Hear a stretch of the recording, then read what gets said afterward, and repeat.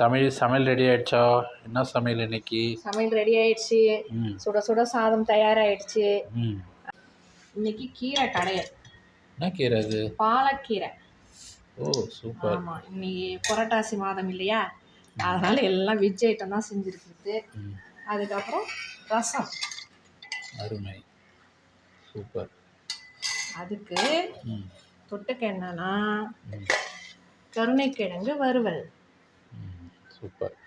அது மட்டும் இல்லை, இன்னொரு தொட்டிக்கு ஸ்பெஷலாக இன்னைக்கு செஞ்சுருக்குறாங்க. என்ன தொட்டுக்கட்டிக்கு? கத்திரிக்காய் முருங்கைக்காய் பொரியல். ஓ அருமை.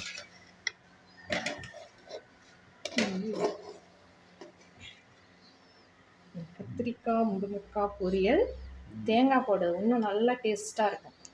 சூப்பர். எல்லாரும் சாப்பிட வாங்க. வெல்கம்.